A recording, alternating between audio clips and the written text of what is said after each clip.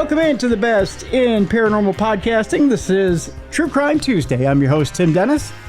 We have a very exciting program for you today, folks. Coming up in just a bit, we have Dumb Crime, Stupid Criminals with Jessica Freeberg. But first, I want to talk about a true crime story that takes place actually a little over 100 years ago. A story that involves murder, media, privilege, and the story that resonates through time, which isn't too much different 100 years ago than it is now. We're talking about burying scandals today. And we're talking about what happens when someone of privilege murders somebody and tries to bury the truth. Do you get away with it? 100 years ago, you certainly did. Nowadays, you certainly do. And we'll talk to our guest, author James Polchin, who's a professor, about what the difference is between then and now, even with today's glaring spotlight of the media. And believe me, it was a glaring spotlight 100 years ago. We'll talk about the differences in media. We'll talk about the differences in exactly how money matters when it comes to crime and justice. And this is a wonderful book, folks. I had the privilege of being able to sit down and read this book. It's called Shadow Men, the tangled story of murder, media, and privilege that scandalized Jazz Age America. And I highly recommend you check it out. Let's talk about first our guest, and we'll bring him in. James Polchin, PhD, is a writer, professor, and cultural historian. His book, Indecent Advances, A Hidden History of True Crime and Prejudice Before Stonewall, was an Edgar Award finalist and McCavity Award nominee and was named one of the best true crime books of the year by Crime Reads. His writing has appeared in State, Time, HuffPost UK, Crime Reads, The Paris Review, Rolling Stone, New Next Now, and the Gay and Lesbian Review worldwide. He is a clinical professor at New York University and has previously taught at the Princeton Writing Program, Parsons School of Design, the New School, and the Creative Nonfiction Foundation. He lives in New York with his husband, the photographer Greg Salvatore, and Labrador named Albert. We love dogs on this program, by the way. You can follow him on X at I always have a problem with that, at James Polchin, Polchin. Let's welcome in Professor Polchin. Professor Polchin, welcome so much to the program. We appreciate you being with us. Thank you so much, Tim. Great to be here. That was a great intro. Thank you. Thank you for being with us. This book, I think, it's funny. The more things change, the more they stay the same. You know, you put a mirror up to society, and it's funny how we want to, with money and privilege, we want to bury things. We want to take and make it all go away. And it's really funny and by the way, I want to congratulate you on a very detailed book, being able to, for something that happened so very long ago, being able to get the details on a case that, let's face it, when you go that far back in history, it's so hard to get details on things like that. That's right. Yeah. Thanks for that. Thanks for noting that, right? Because this case I knew initially from newspaper accounts. And then when I started to dig into the archives, this was a case that happened in Westchester County, New York. And so the Westchester County archives had most of the some of the DA files, right? And so I was able to look at a lot of the detective reports and the crime reports that I don't think have been looked at since the crime itself, 100 years or so ago. There was even a bullet casing from the crime scene in these documents, right? That has just been stuck away in an archive. So it's really great to dig into the details and really try to get a feel for the whole crime and how people were talking about it, how people were writing about it, both publicly in the press, but also behind the scenes in these documents. So you have the Ward family, who are prestigious throughout the East, through the East Coast, particularly in Pennsylvania and in New York, for their bakeries. Explain a little bit about the Ward family and how they built this baking empire. Right. Yeah. So the center of this story is this family, the Ward family, who George Ward, who at the time was the CEO of the company, his brother Robert, the two of them had built up the company from somewhere in the late 19th century. They started. They lived in Pittsburgh at the time, and they baking was in the family blood. Their grandfather had started what was called a one oven bake shop in the Lower East Side when he had come to the U.S. from Ireland. After a while, he moved that bakery to Pittsburgh, and so and sort of built up a successful business. But Robert and George really saw potential to expand this business, and it's at the end of the 19th century, industrializing industries were being industrialized across many areas, right? And so they saw, let's build these giant factories of bread making, the way that Ford had developed factory assembly lines, right, for cars, right? And so this is their vision, and this is what they made happen, right? And they were quite pioneers in taking what had mostly been small bakeries, local bakeries, 1, 2, 3 oven shops, and they turned it into a regional industry. They by the time this crime happens in 1922, the Ward Baking Company had factories from Chicago up to Boston and down into Philadelphia. Their famous brand was Tip Top Bread. That's what they were known for. They made a lot of other kinds of breads and baked goods as well, but Tip Top Bread was their main brand. And they were a very successful, very wealthy company by the early 1920s, mostly in how they bought up smaller bakeries, how they created monopolies around cities, around certain regions, and they were able to really capitalize on the strength of their large factories that produce bread at a rate that very few smaller bakers could do. One of the details, Professor, that I find interesting in the book that kind of chills me a little bit. I'm not going to lie. There's one of the things about bakeries in general, and one of the things that we find endearing in this day and age, when we go to a small bakery, we love the ethnicity of it. When we go to, like, say, for me in particular, when my family's from Northeast Minneapolis. So for me to go to a Polish bakery, for me, I love that. It's getting back to the roots, or an Eastern European bakery. It's being able to go in and get the old home, old feel of the old neighborhood, right? It's right. It's being able to get back to your roots, so to speak. It was the exact opposite with the Wards.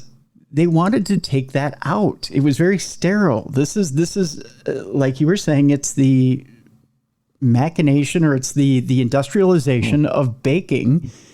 And they very much marketed trying to think of a nice way to put this, Professor. It was very much the sterilization of baking. So it was, we're taking the ethnicity out of it. It was, look at our nice big white factory in the Bronx. I know people will find this unusual, but in 1920, really the Bronx was not ethnic at all. It was the epicenter of industrialization. And look at our nice big white factory, and look at how clean it is. Again, white and clean were emphasized. Yes, right. Absolutely. it is hard. And when I was researching into the bread baking industry at that period, right, it was hard to imagine that the attraction of Tip Top Bread was that it came out of a factory, right? And that one of their advertising models was untouched by human hands, right? That this bread went through a process from yeast to packaging without actually being touched by any worker, right? And this was sort of the dream, right? And this is the dream of kind of industrialization of that period, right? Mm-hmm. That it was going to create a better world. It was going to create a healthier world for us, right? And they really played off of that. One of the things I write about in the book is about those local, what you were talking about, right? Those local, mostly Eastern European bakeries. You would find them in Boston, you'd find them in New York, you'd find them in Newark, you'd find them in Cleveland. These were local 1-2 oven shops. At the time, New York in particular, but other cities as well, were getting very concerned about the health of these small bakeries, right? About there weren't very substantial laws that would regulate these bakeries. So you had this backlash against these bakeries, also because they were immigrant run, immigrant owned. They were in immigrant neighborhoods, right? So it was interesting how bread making and the bigger political frustrations of the time, the racisms of the time merged together, right? And so those local ethnic bakeries became a problem. And the Wards really capitalized on that. And as you said, Robert Ward built these white factories, right? They were covered in marble on the exterior. They just were gleaming factories, which must have looked incredibly odd where they are, because all the factories around them were bricked and they were, they weren't necessarily pretty. But he employed architects to really design modern bread factories. And that was their big selling point. Our factories are clean. Our bread is clean. They used to deliver the bread in electric cars rather than horse and carriages, right? Because electric cars would be cleaner and in terms of moving the product to stores in the region, right? So this was their big brand. Cleanliness. You can trust our bread. You don't know what you're getting at those ethnic bakeries, but you can trust what we're going to produce for you. They promoted the fact that there were doctors who always checked the health of their workers in the factories, and so this focus of the Ward brand as wholesome and clean was very much a part of their success. So meanwhile, while things are all clean and tidy up front, in the back, so to speak, between the family, things aren't so tidy.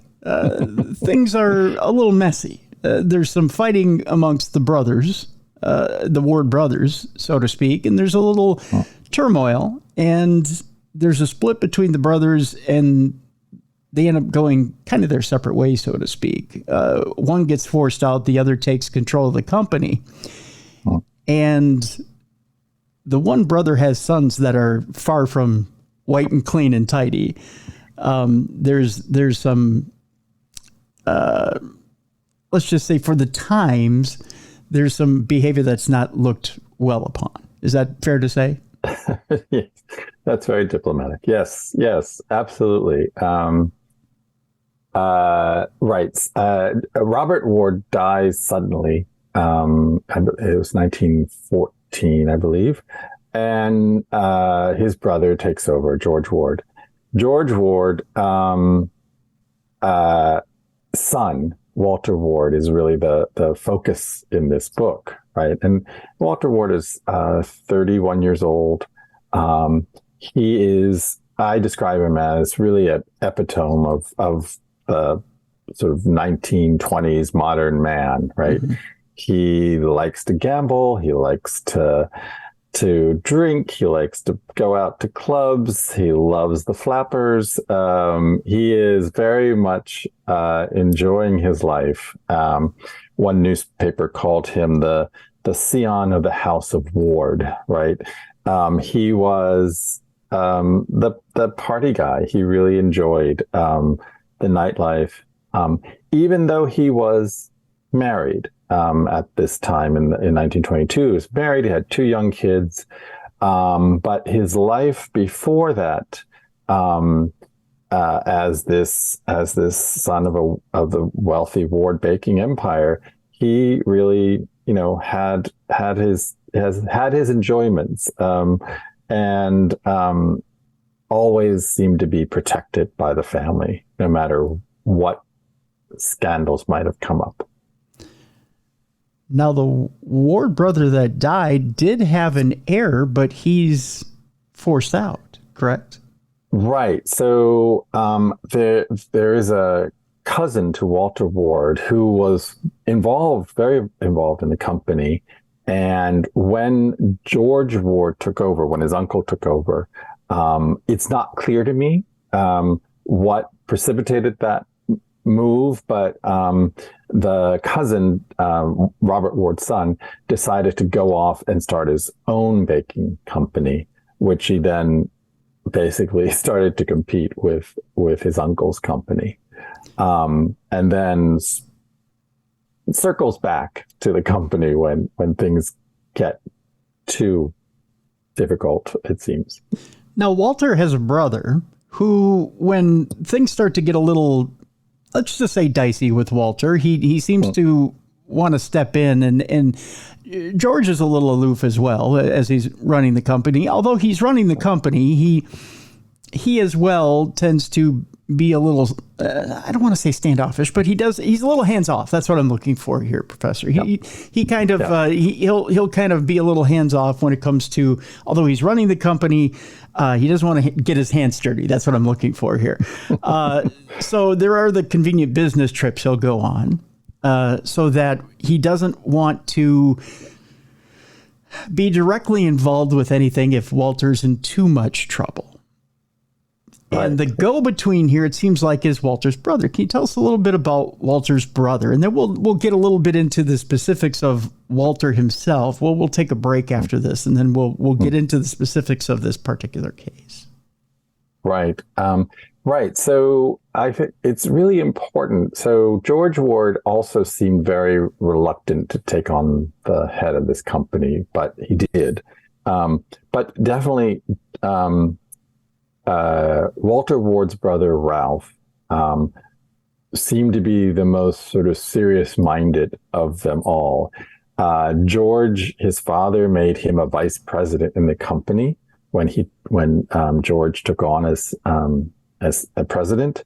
But he only made Walter Ward a lower level administrator, right? So he wasn't at the vice president level. So it's clear he knew which of the 2 sons were more serious and more trusting, right? And so Ralph really managed a lot of, it seems to me, a lot of the company, as well as he was the voice for the family when the scandal really broke.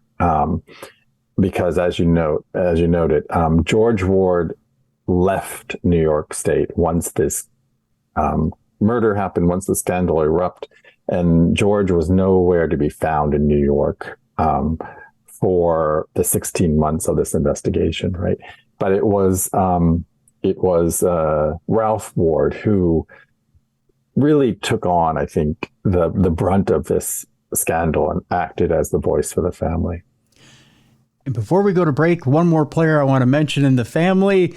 Of course, there's a hurricane out there with her name that we're well aware of. Beryl is out there, and she is Walter's wife, who, through all the scandals, through everything before this murder investigation, she's had to put up with Walter's infidelities. She knows about them. She does. But she stands by her man. And she's, of course, wanting to be a darling in the press during all this, of course. She kind of likes the attention. I get the idea, Professor, that she, what's a good way of putting this?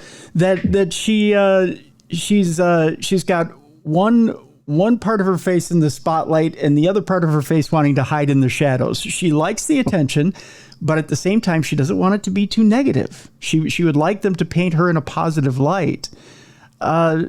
Is that fair to say about her? Is her character not as complex as maybe she'd like it to be? Is she a little too vain?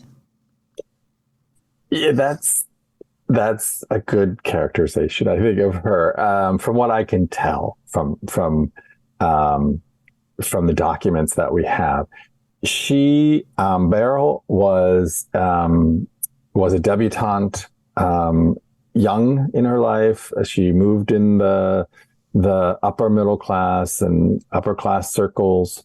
When she married Ward, her wedding was front page news in Brooklyn, where she grew up at the time. And I do think that she had grown up kind of in on the social page, right? She grew up in that world. And so she was very used to reporters, and she kind of did enjoy the spotlight of it at the beginning.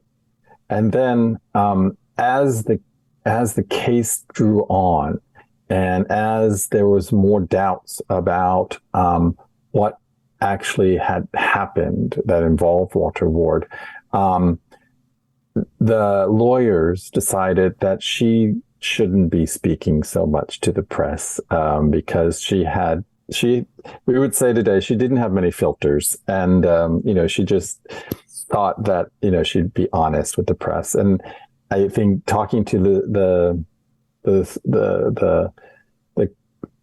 journalists who are interested in the society pages are different than talking to the crime journalist, right? And so they quickly kind of pulled her back, but she did remain by his side, even as all different kinds of scandals came out in the press, and we start learning what kind of character Walter Ward really was. She remained by his side through the entire investigation. With that, we're going to take our break. When we come back, we're going to pick it up from where George Ward has picked up the company. There's plenty of money there now with Tip Top Bread. Walter's running the company as well, and there's plenty of money, Professor, and it's coming in. But Walter's taking advantage of that money, and his indiscretions are plenty. With that, he's beginning to slip, and he's committed a huge, huge mistake. We're going to talk about that mistake, and that mistake is in the form of a crime. Now, we're going to talk about where money meets opportunity and how he gets out of that crime. When we come back with our guest, Professor James Polchin is with us. This book is amazing, folks. I want you to pick it up during the break. Shadow Men, the tangled story of murder, media, and privilege that scandaled Jazz Age America. We've got a link to it in the description of this program. When we come back, Walter Ward, when money meets opportunity. And how does he escape prosecution? We'll talk about it when we come back. Next on the best in true crime podcasting. This is True Crime Tuesday. Welcome back to the best in true crime podcasting. This is True Crime Tuesday. I'm your host, Tim Dennis. Our guest is Professor James Polchin. The book is Shadow Men, the tangled story of murder, media, and privilege that scandaled Jazz Age America. When we left you, we were talking about Walter Ward, and we were talking about the fact that Tip Top Bread is doing just fine. Thank you. In fact, it's making quite a bit of money. George Ward is at the top of the company, but he's a little hands off. He's enjoying his life at the top. So is Walter, for that matter. Walter is getting plenty of side action, we'll put it that way, as he's married to Beryl. And he's also taken up a hobby of playing the ponies. And he's gotten himself in quite a bit of debt, Professor. He's also rumored to be doing some other things on the side, and I'll have you comment on that as well. And in that, there's whispers in the wind of blackmail. Now, he slips. And I don't want to get too much into the crime yet. I want you to talk a little bit about the surrounding factors that lead up to the crime, which leads to murder. What all is going on around Walter Ward that potentially leads to this murder? Right.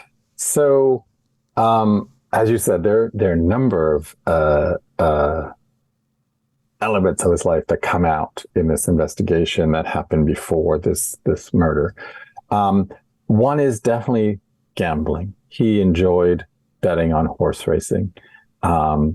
He was known for placing big bets, both locally in Westchester County. He also would travel. He would travel down to the Bowie racetrack, which is outside Washington, D.C., and very famous at the time. So he enjoyed the gambling, and he was a risk taker. It seemed very clear.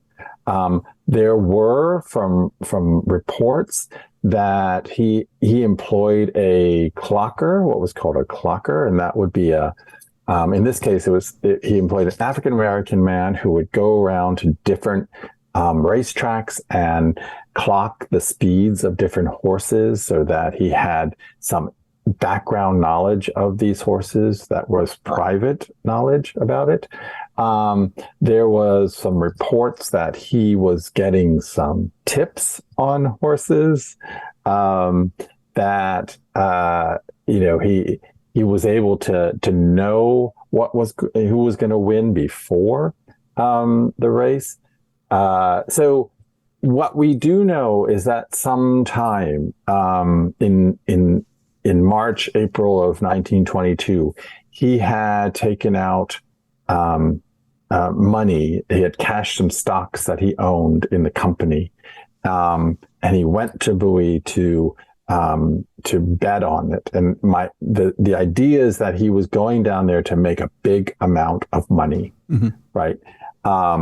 Because he needed it. He was in debt of some sort, right? We don't know what that is. So that's one thread of what was going on in his life, that he kind of lived in this risky betting world. And, the racetracks in those days were filled with con artists and folks looking for a quick million, and he was definitely in that world. And he was also just sort of taking risk in other parts of his life. So the summer before, in the summer of 1921, he rented an apartment in New York City and he claimed to be a bachelor, even though he was married with 2 kids, right? And he rented this apartment and he threw loud parties and filled with gin and vodka, right? He had his own delivery guy who would bring this trunk of alcohol, what we assume to be alcohol, this heavy trunk into the lobby once a week to restock his gin supply, right? So so he had this life that he kind of just was on the edge, right? And it was clear that his father was not happy about the way his son was living his life, right? Yeah. There's even stories going further back before he was married to Beryl, where he was partying in Pittsburgh when he was traveling there for the company, and the kinds of life that he lived there, and for George, it just wasn't the image he wanted of the company or the family, right? And so what we do know is that by April of 1922, Walter Ward owed a lot of money. To whom? We don't know. Right. And it's not like, with as far as the alcohol and the gambling goes, it's it's not like they had an AA or a GA program that they could throw him in the 1920s, right? That's right. That's right. Right. So it's not like George can send him somewhere to dry out or to get him away from the ponies. It's not like there's a place where they can do that. Now, meanwhile, I mean, he may have a criminal element after him, and he may be in some serious trouble. There's also another part to this too, where in some of these clubs that he's hanging out, where he's socializing, there may be some clubs that he's hanging out in that there may be a criminal element too. It's rumored that some of these clubs that he's frequenting happen to be underground clubs where there's gangsters involved. Correct? Right. Yes, that's definitely the way in which he got himself involved in gambling and horse racing, horse betting. He also would hang out at clubs in the Tenderloin, which is an area just west of Times Square, right? Known for cabarets, speakeasies, private clubs. In this early period of Prohibition, what clubs would do they would start having what we now understand as the cover charge, right? They would have a cover charge, so it made it a private club, and you can get away with certain things. So definitely, Walter was hanging out in this world, hanging out among these criminal elements, and I think kind of enjoying that, like sort of seeing himself in this world, in this underworld as such. But on the surface, of course, he was very much the respectable modern man with the tailored suits and the silk ties. Absolutely. So there comes a point where somewhere in our story, Walter runs into trouble. Can you tell us a little bit about this trouble and what happens where Walter ends up taking a life? That's right. Admittedly, That's right. Admittedly takes a life. That's right. He doesn't deny this.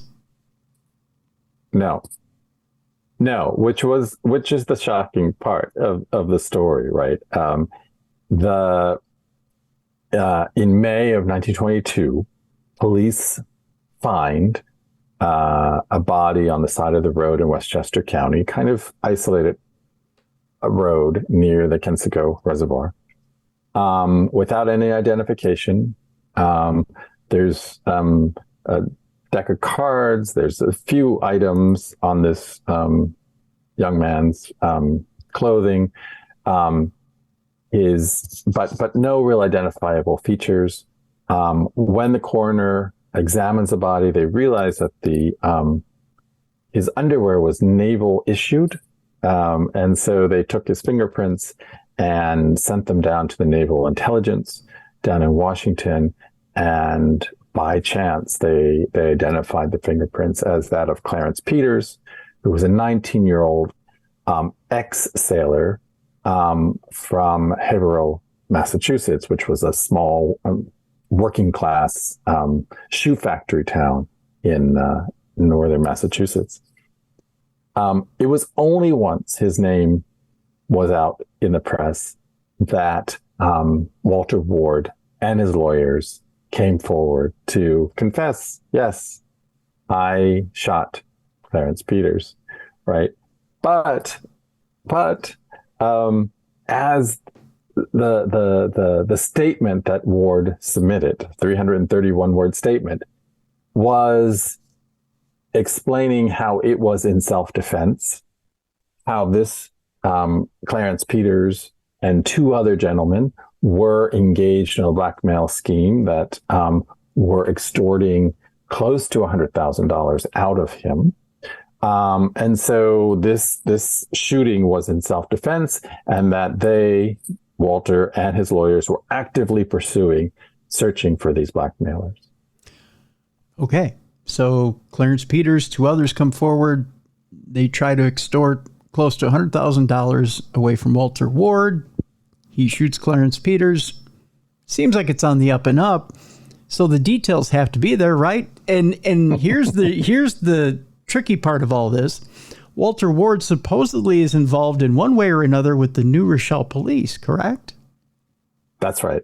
Okay. That's the other element here. He is a police commissioner for New Rochelle Police. New Rochelle is where he lives with his wife and 2 kids. Okay. So if he's being blackmailed, why didn't he go to the New Rochelle police and just simply report it, and they could have helped him, right? I mean, that would have been easy. That was the question that people were asking. Like, he had the entire police force at his disposal. He could have tracked down these blackmailers. He never really answered that question. His lawyers responded that they, thought of it as more of a private matter, and they didn't want to employ that. But what we see in this, what I try to track in this book is how Walter Ward's initial statement of what happened at that shooting continues to be questioned. The more you explore the crime scene, the more you explore the context for it. That here is a police commissioner who is supposedly being blackmailed for weeks before the actual crime, right? Before the actual murder. So it seems dubious. Every moment of this explanation of what actually happened on that road seems dubious. So what did Walter Ward and his lawyers claim happened initially, that he shot Clarence Peters, and where did he supposedly shoot him? Because he was found on the roadside, correct? That's right. He was found on the road, composed, as one of the folks who first came upon the body said that Clarence Peters looked as if an undertaker had composed it there. His arms were on the side of his body. He was looking up at the sky. His feet were close together. He looked like he was placed there on purpose, not as if he had fallen there. Okay. If someone was shot and then just fell where they were shot. The Ward and his attorneys claimed that Ward had met Peters in a different road. Peters had gotten into his car, told him to drive to King Street, where the body was found, and Peters had pulled a gun on him. At King Street, Peters got out of the car, and Ward felt like, this is not good. This is going to be a dangerous. I'm fearful of my life. At that time, another car allegedly pulled up in front of Ward's car. 2 other blackmailers were in that car. What Ward called, he called them, one was Charlie Ross and the other was simply named Jack. He knew it as that other person as Jack. Once Peters got out of the car, Walter Ward pulled his own gun, a .38 automatic, and shot Peters once in the chest, which killed him. At that moment, the other 2 men in the car started shooting at Walter Ward. He claimed he got out of the car, got behind his car, and there was a volley of fire between them, of gunshots between them. At which point the 2 other men jump back in their car and drive off, and Ward gets back in his car and drives home. And Beryl does testify that Walter returned around 4 a.m. that night. Okay. But of course, the crime scene had 1 bullet casing, which I handled when I was in the archives. It had 1 bullet casing. Yeah. And no other bullet casings were found. If there were a volley of gunshots, there would be more bullet casing. Right. And it didn't explain how Peters, if he were shot, how his body was so composed on the side of the road like that. Curiouser and curiouser. Yeah. So that story doesn't quite wash. So with that, you've got you got conflicting stories, and of course, Walter isn't talking, other than his official story. And you, of course, have a family that of Clarence Peters that wants some sort of justice. His family steps forward and says, wait a minute, Clarence Peters isn't a blackmailer. He isn't that type of person. And Clarence Peters' story starts to come out. Can we get a little bit of a background on Clarence Peters and what type of person he is? Right. Yes. The Peters family were working class Haverhill natives, right? Their parents and grandparents were all worked in shoe factories. That was the industry. Haverhill was known as Slipper City because of the amount of shoes that it produced through the late 19th century.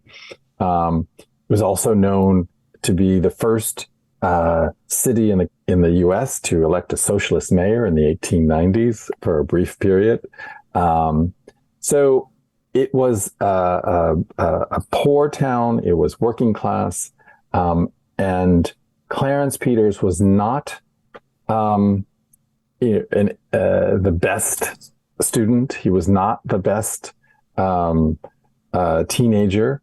He was he stole a bike. He stole a donation box from during World War I when some local girls were trying to raise money for veterans. He at one point had taken a joyride, stole a car in Boston, went on a joyride. He was sent to reform school several times during his teenage years. He did enlist into the Navy right after World War I. And after about 3 months, he was accused of stealing.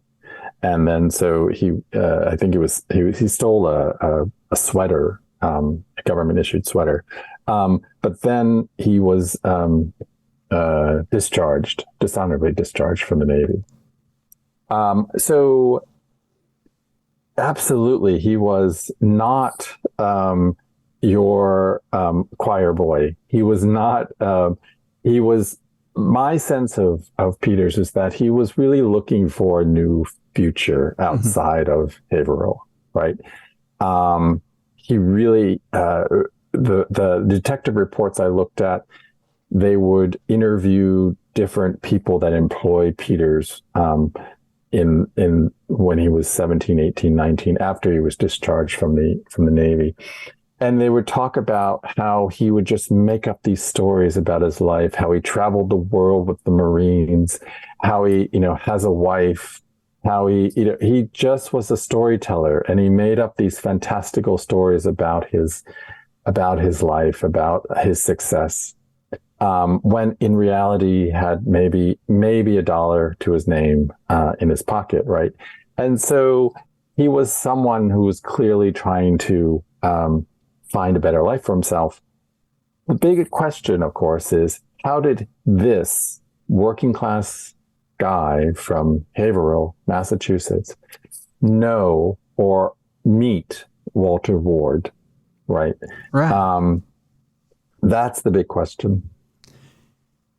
So a guy who's looking for a reset, a guy who's looking to find a dream, finds a guy who's already found his dream and is living his dream.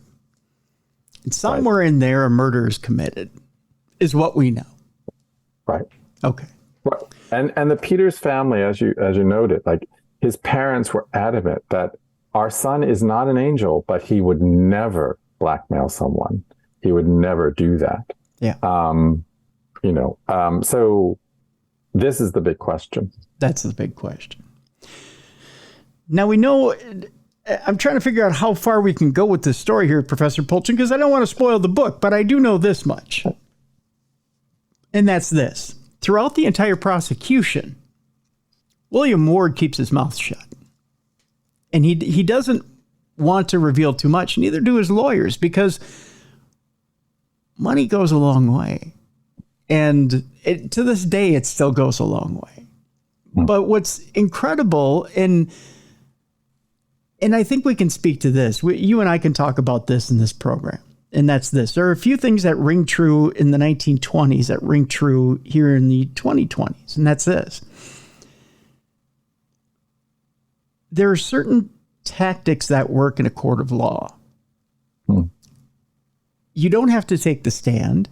You don't have to necessarily speak on your own behalf. William Ward never took the stand in his own defense. He never did give the official story, did he?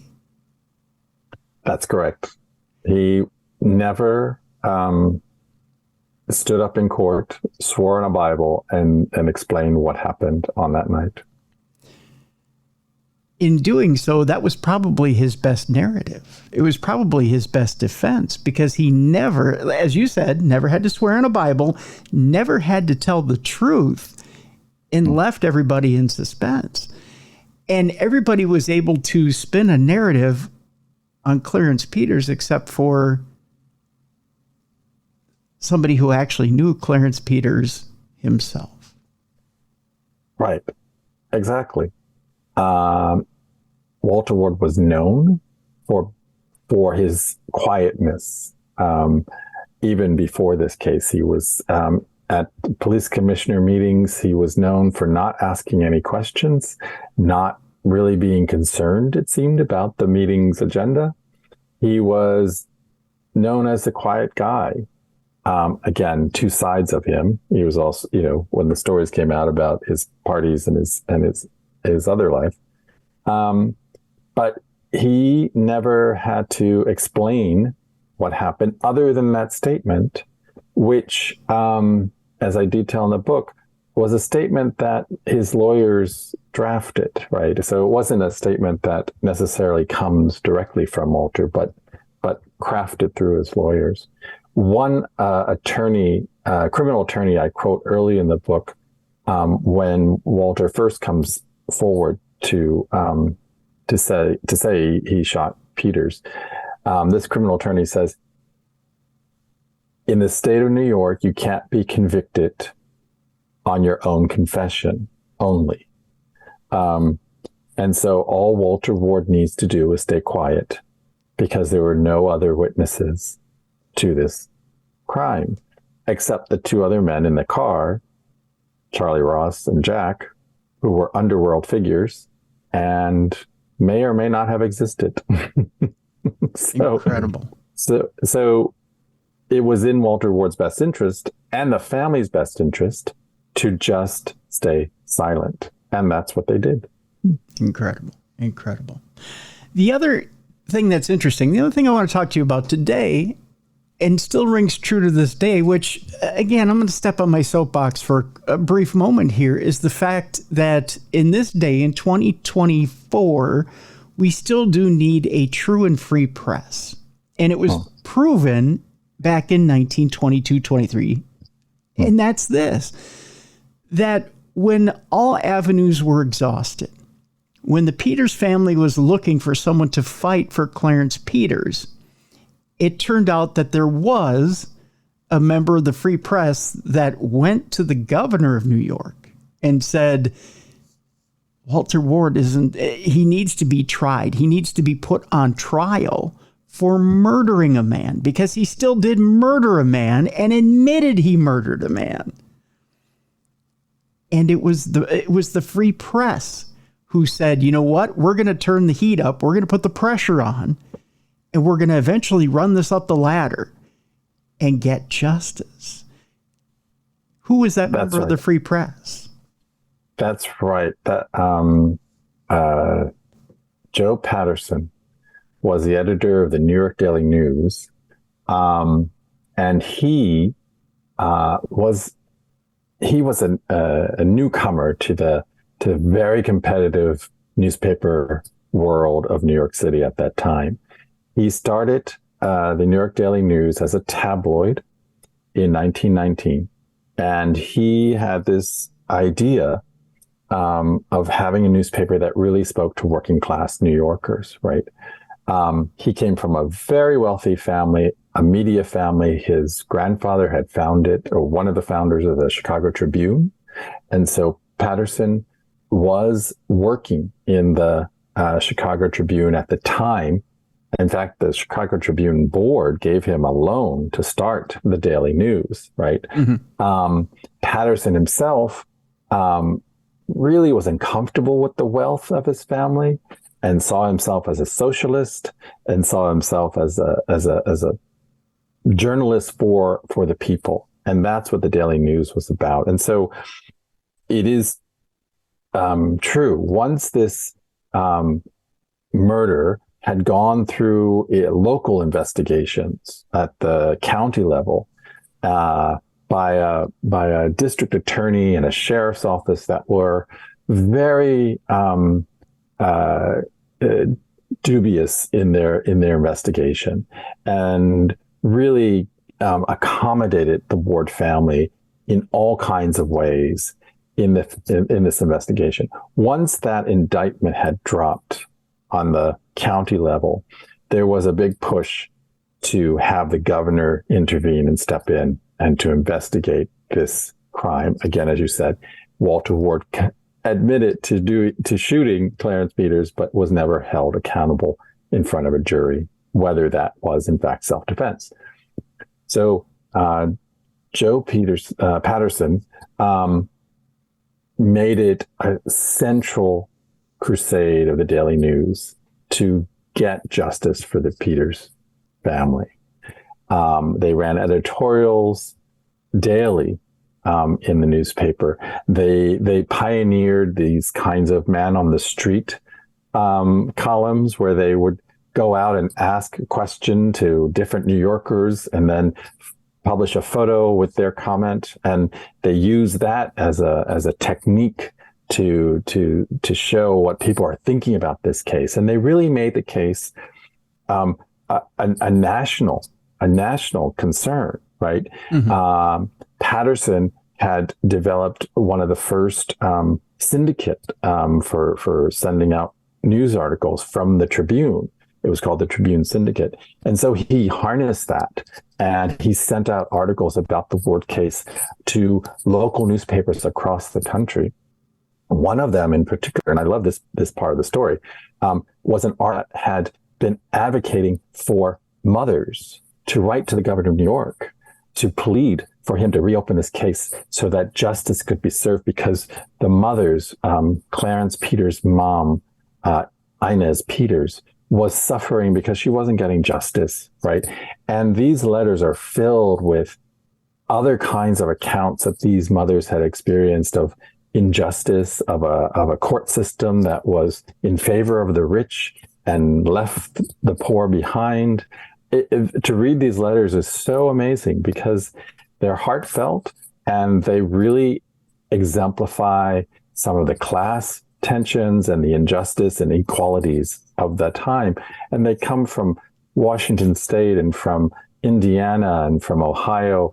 And these letters, it piled into the governor's office. And this was something that the editor of the New York Daily News, Patterson, had prompted.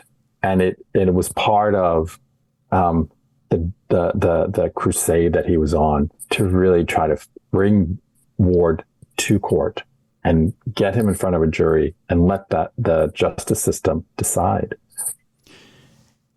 And again, without that area of the free press and someone taking a chance, not only that, but an area of the free press that was groundbreaking, an area of the free press that wanted to take a chance, because it wasn't just, I mean, it was the New York Daily News. It wasn't like it was the New York Times that was doing this. It wasn't a standard bearer of the free press that did this. That it was kind of a rogue element of the free press that decided, you know what, we're taking chances.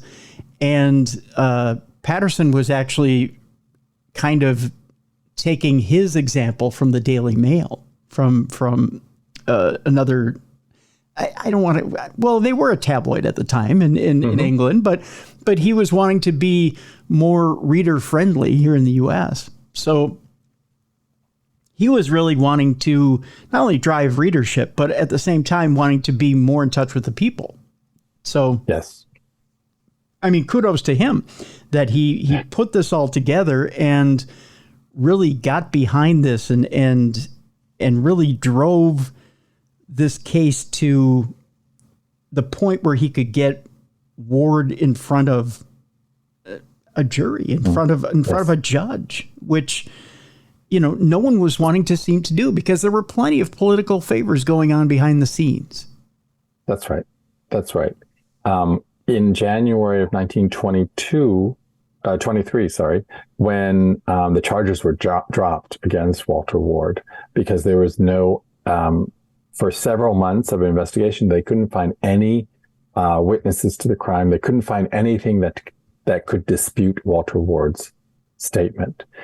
At that point, in early 1923, most newspapers just were leaving the story behind. Mm-hmm. And it was just the Daily News that took it on. And I think, in some ways, yes, they were kind of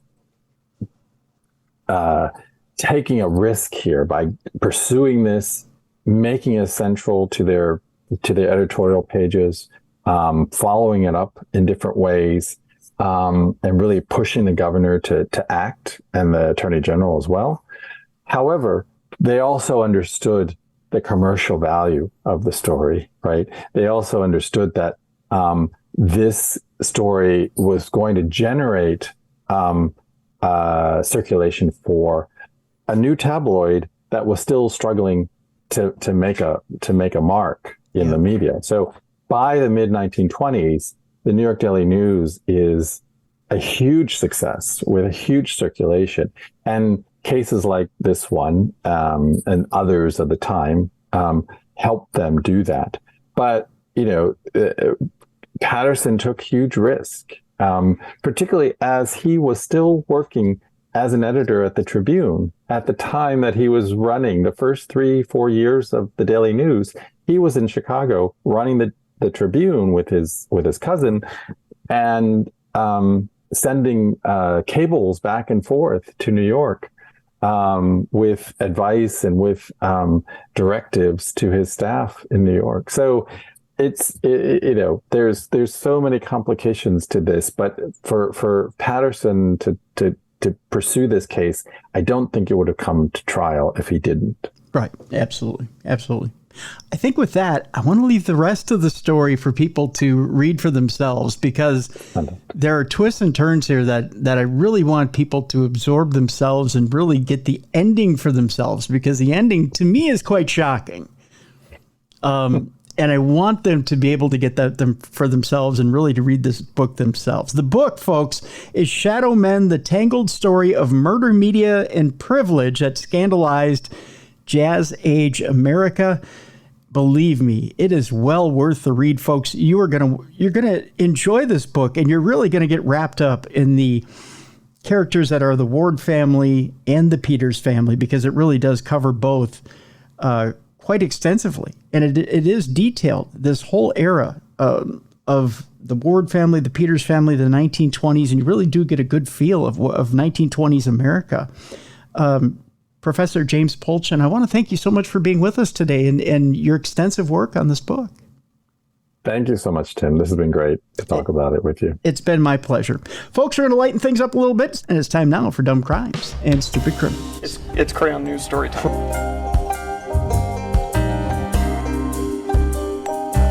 What happened with this dude, Christ Bearer? I heard he cut his penis off and then jumped off a balcony. Suspect pulls gun from butt, shoots twice at Denver police. What is your emergency? I need help. And what's the problem? I'm too high. You're too high?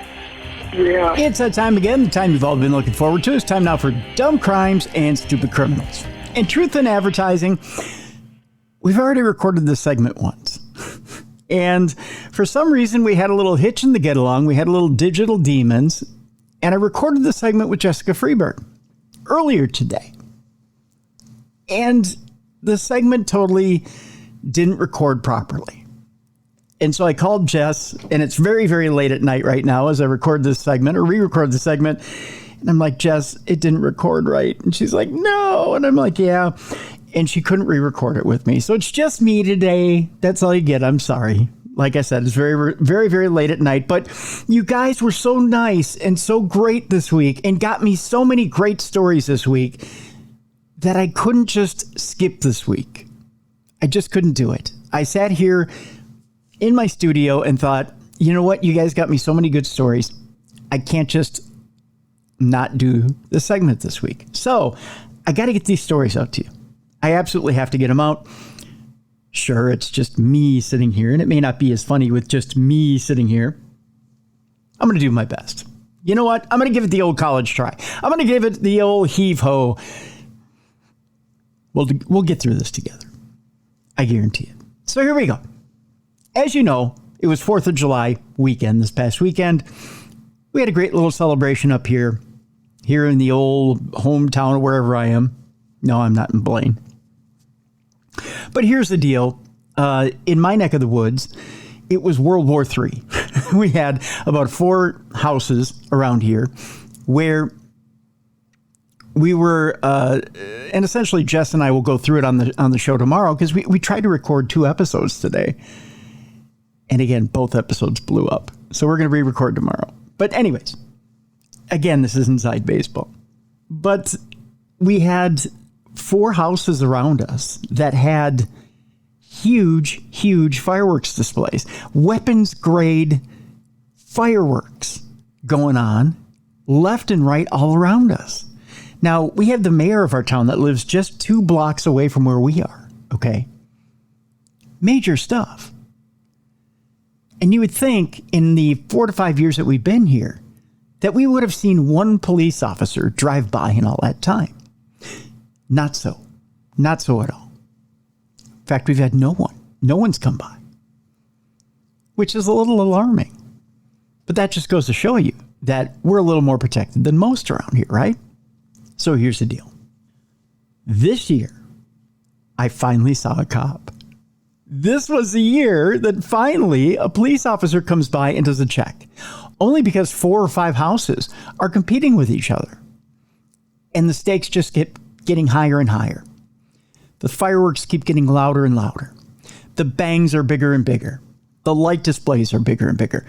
And when you look around the neighborhood, it looked like foggy London town. There was smoke everywhere. The neighborhood was not just the neighborhood. It had to be for 4 or 5 square blocks. It was smoked out, people. You couldn't see probably 15 feet in front of your face. The smoke was so bad at one time. So finally, a cop had to do a drive-through, right? Well, of course, here I am sitting at the bottom of my driveway, looking like an idiot as the cop drives by.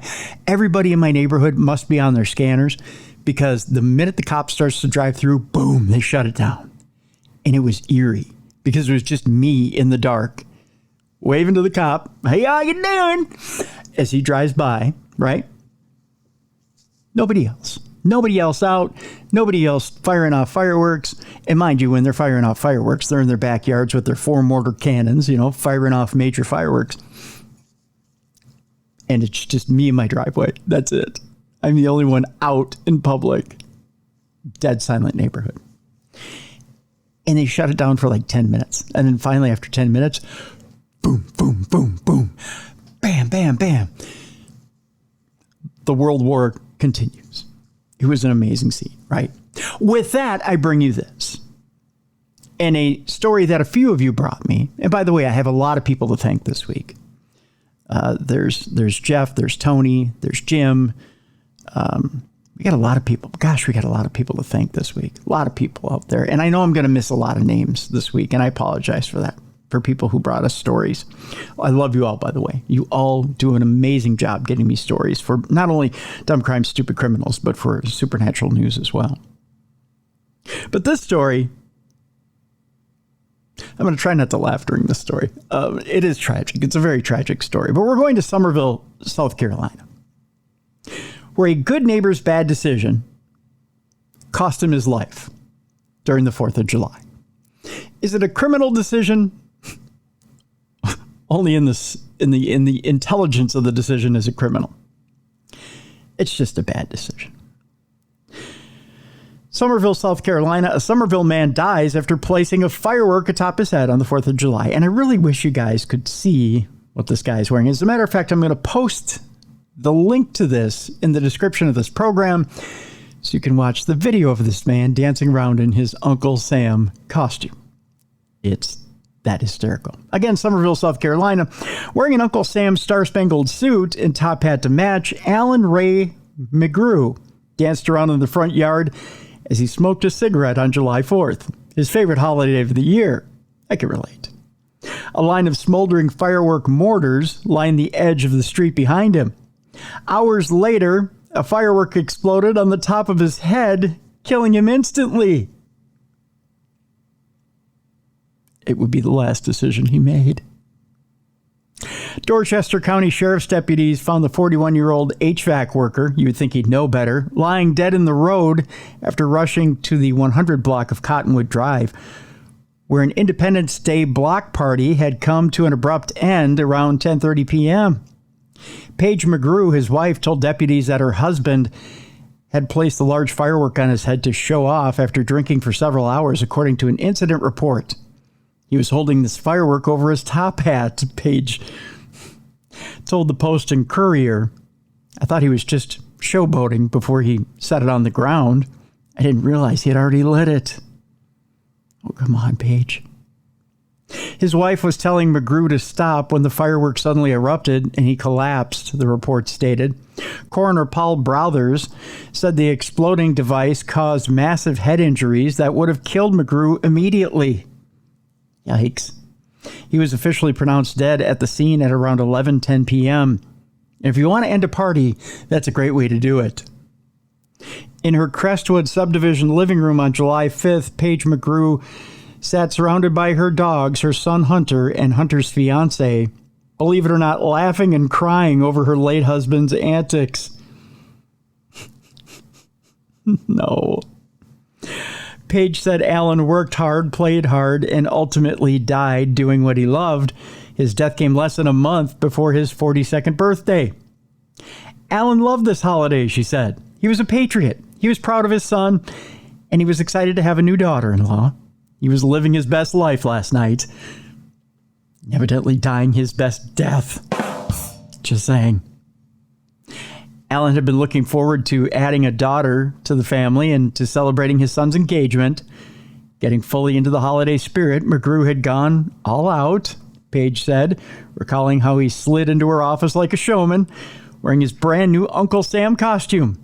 Overalls with red and white striped bottoms with a blue field and white stars up top, along with a fake white goatee strapped beneath his chin and the top hat, of course. Can't forget the top hat.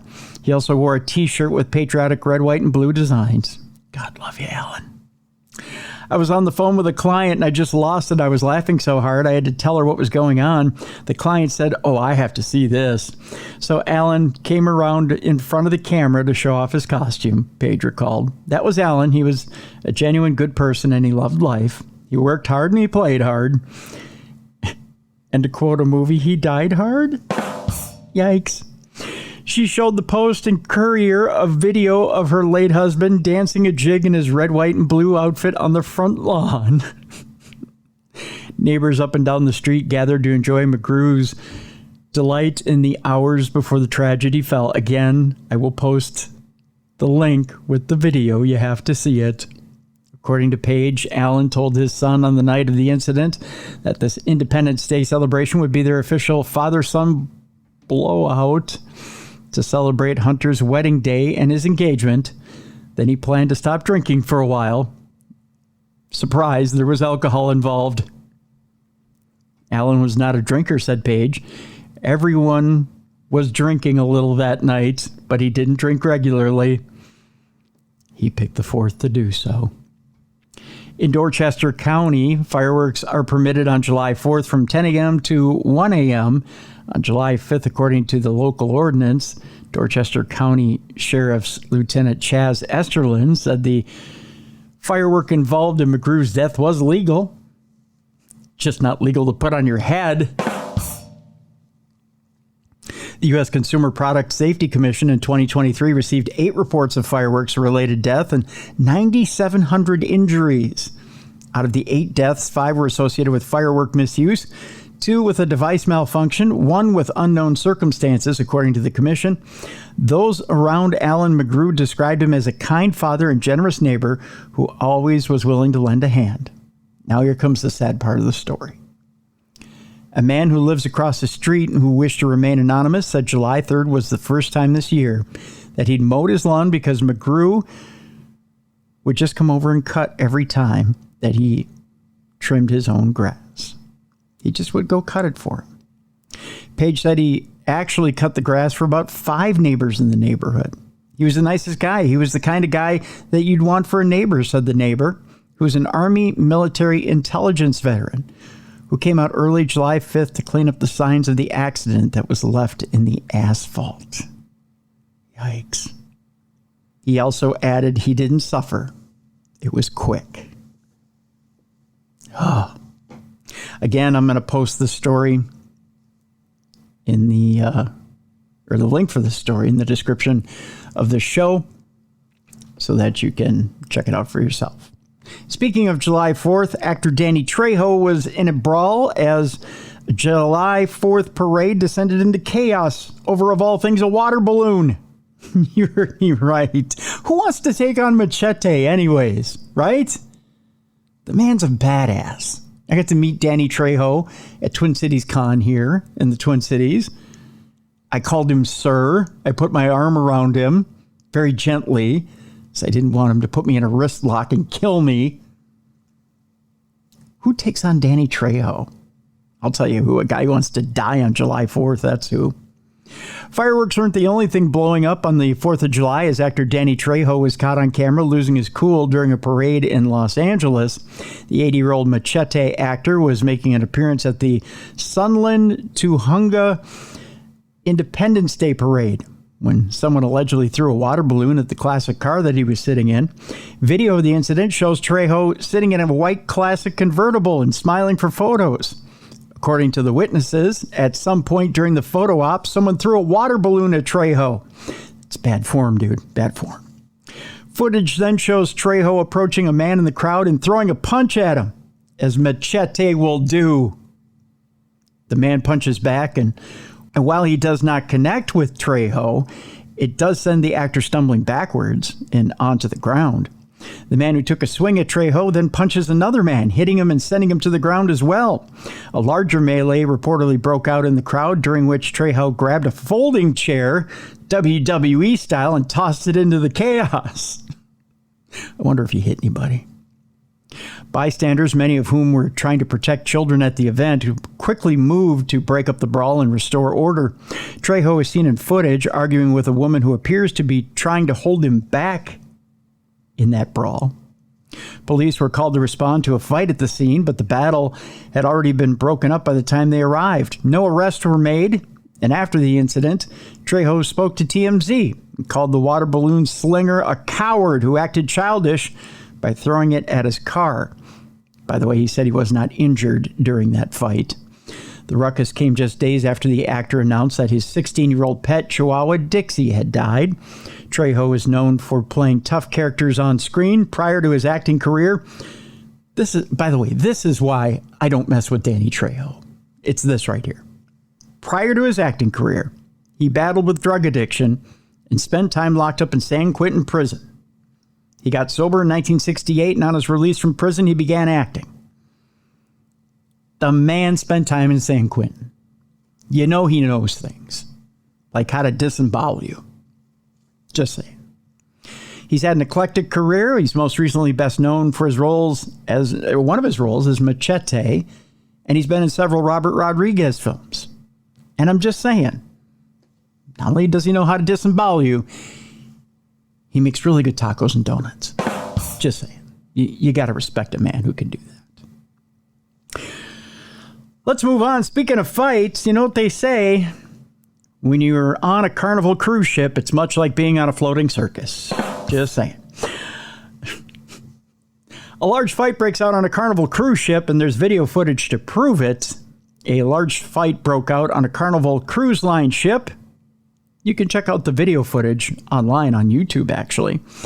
If you go to YouTube, Saturday was when passenger Nick Richardson posted his footage, appearing to show a large group of fellow guests throwing chairs, tackling each other, and hitting one another in the buffet area. Not in the buffet area, but, in the buffet area of the Carnival Paradise, the cruise ship. Richardson previously shared the video on TikTok, but the social media platform removed the clip from TikTok because, they don't want to be embarrassed. The 43-year-old happened upon the conflict when he went in search of pizza at around 3 a.m. on the final day of a Caribbean cruise in early June. Richardson says, "I woke up because I was starving." Richardson, by the way, lives in Clearwater, Florida. He saw security guards speaking to groups of guests when he got up to get a tasty treat. The passengers were talking trash to each other in the eatery before the clash escalated, though he wasn't sure how the initial argument began. Richardson estimated that roughly 10 to 15 people participated in the physical fight. Security personnel intervened and escorted one group out of the room, and the other group exited in the opposite direction, he said. The video shows chairs overturned and dishes strewn across the floor and tables, with at least one plate broken in the aftermath.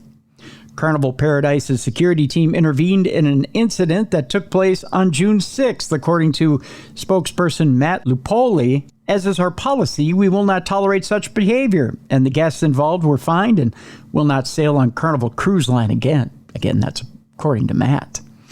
Richardson stressed the fight was an isolated incident and that he thoroughly enjoyed the rest of his trip, which marked his first cruise. That's a hell of a way to end your first cruise, isn't it?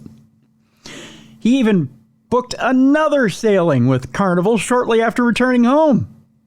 Evidently, he went for the Rocky package the second time around. Just saying, you got to end it with a good fight and a slice of za. It's what they do in Philadelphia, isn't it? The security and just all of the staff there, they were very, very, very good. Richardson went on to say, the incident comes after a Carnival guest pleaded guilty in February to assaulting another passenger, at one point smashing a glass in their face. So you know what they say, if you take a trip on Carnival, chances are it ends in fisticuffs. Just saying. We move on from people fighting on a Carnival cruise to students attacking teachers in a group TikTok.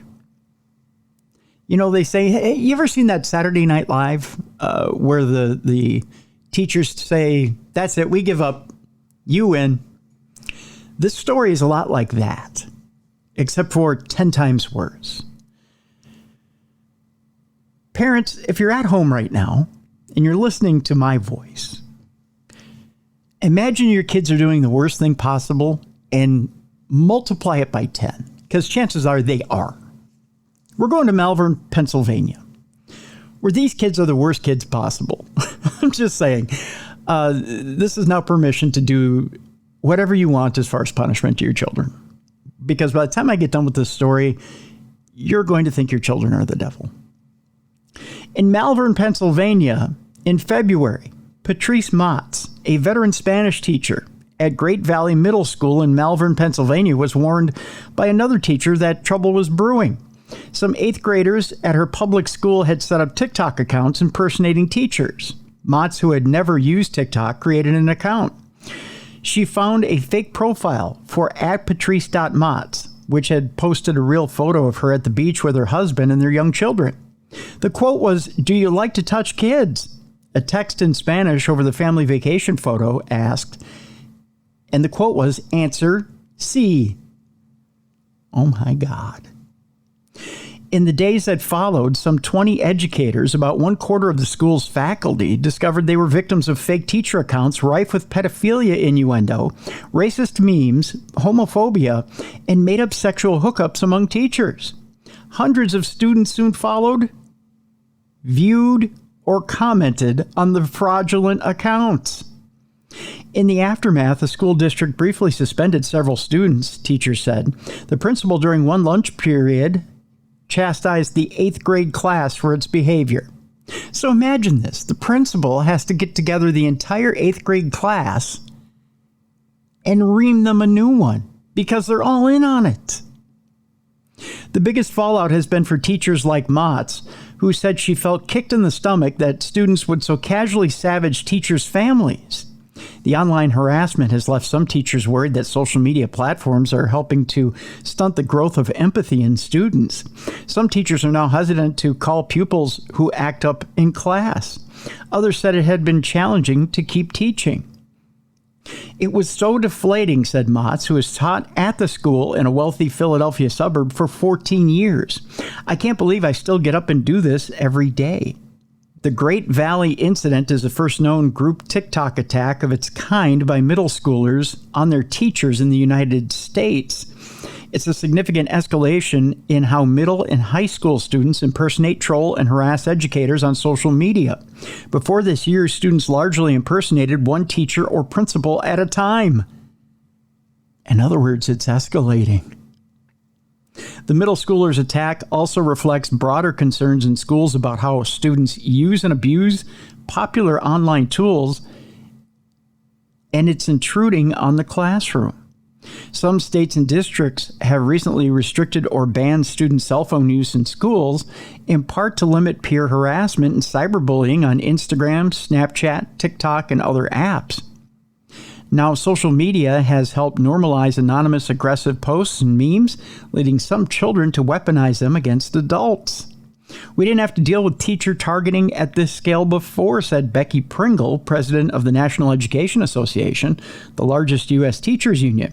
It's not only demoralizing, it could push educators to question, why would I continue in this profession if students are doing this? In a statement, the Great Valley School District said it has taken steps to address 22 fictitious TikTok accounts impersonating teachers at the middle school. It described the incident as a gross misuse of social media that profoundly impacted our staff. Last month, 2 female students at the school publicly posted an apology video on a TikTok account using the name of a 7th grade teacher as a handle. The pair, who did not disclose their names, described the imposter videos as a joke and said teachers had blown the situation out of proportion. Just imagine that for a second. They think of it as just a simple joke. That's it. They say, quote, "We never meant for it to get this far, obviously," one of the students said in the video. "I never wanted to get suspended." So they're thinking it's all about them. They go on to say, quote, "Move on, learn to joke," the other student said about a teacher. "I am 13 years old," she added, using an expletive for emphasis. "And you're like 40 going on 50. Wow. In an email to the New York Times, one of the students said that the fake teacher accounts were intended as an obvious joke, but that some students had taken the impersonations too far. A TikTok spokesperson said the platform's guidelines prohibit misleading behavior, including accounts that pose as real people without disclosing that they're parodies or fan accounts. TikTok said a U.S.-based security team validated ID information, such as driver's license, in impersonation cases and then deleted the data. Great Valley Middle School, known locally as a close-knit community, serves about 1,100 students in a modern brick complex surrounded by a sea of bright green sports fields. The imposter TikToks disrupted the school's equilibrium, according to interviews with 7 Great Valley teachers, 4 of whom requested anonymity for privacy reasons. Some teachers already used Instagram and Facebook, but not TikTok, which is typical, I think, for teachers in their 40s and 50s. The morning after Motz, the Spanish teacher, discovered her impersonator, the disparaging TikToks were already an open secret among students. Here's the embarrassing part. There was this undercurrent conversation going throughout the hallway, said Sean Whitelock, a longtime social studies teacher. I noticed a group of students holding a cell phone up in front of a teacher and saying, "TikTok." Ooh. Students took images from the school's website, copied family photos that teachers had posted in their classrooms, and found others online. They made memes by cropping, cutting, and pasting photos, then superimposing text. The low-tech, cheap fake images differ from recent incidents in schools when students used artificial intelligence apps to generate real-looking, digitally altered images known as deepfakes. While some of the Great Valley teacher imposter posts seem jokey and benign, like memorize your state students, other posts were sexualized. One fake teacher account posted a collaged photo with the heads of 2 male teachers pasted onto a man and woman partially naked in bed. Fake teacher accounts also followed and hit on other fake teachers. It very much became a distraction. Bettina Sibilia, who's an 8th grade English teacher who has worked at the school for 19 years, said of the TikToks. Students also targeted Whitelock, who was the faculty advisor for the school's student council for years. A fake @Sean.Whitelock account posted a photo of Whitelock standing in a church during his wedding, with his wife mostly cropped out. The caption named a member of the school's student council, implying the teacher had wed him instead. "I'm gonna touch you," the imposter later commented. "I spent 27 years building a reputation as a teacher who is dedicated to the profession of teaching," Whitelock said in an interview. "An impersonator assassinated my character, then slandered me and my family in the process." Sibilia said a student who had already posted a graphic death threat against her on TikTok earlier in the school year, which she reported to police. The teacher impersonations increased her concern on top of that. "Many of my students spent hours and hours and hours on TikTok, and I think it's just desensitized them to the fact that we're real people," she said. "They didn't feel what a violation this was to create these accounts and impersonate us and mock our children and mock what we love." A few days after learning of the videos, Edward Souders, the principal of Great Valley Middle School, emailed the parents of the 8th graders describing the imposter accounts as portraying our teachers in a disrespectful manner. The school also held an 8th grade assembly on responsible technology use. But the school district said it had limited options to respond. Courts generally protect students' rights to off-campus free speech, including parroting and disparaging educators online, unless the student's posts threaten others or disrupt school. In mid-March, Nikki Salvatico, who's the president of the Great Valley Education Association's teachers union, warned the school board that the TikToks were disrupting the school's safe educational environment. The next day, Souders, who sent another email to parents, "Some posts contained offensive content," he wrote, adding, "I am optimistic that by addressing it together, we can prevent it from happening again."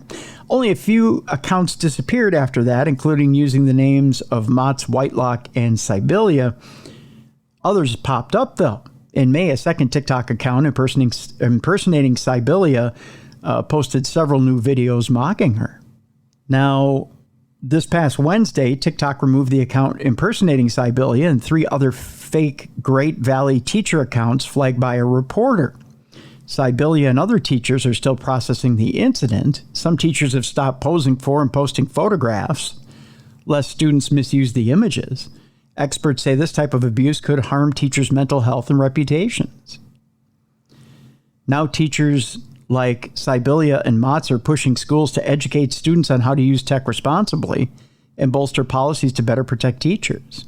Where's it at now, you may ask? Well, it's kind of a sad state, really. In the Great Valley students' apology, and they did have to apologize because these students eventually got found out and they were asked to apologize. But in the Great Valley students' apology on TikTok last month, the 2 girls who were caught said they planned to post new videos. This time they said they would make the posts private so that the teachers couldn't find them. That's how much of a non-apology they gave. Isn't that something?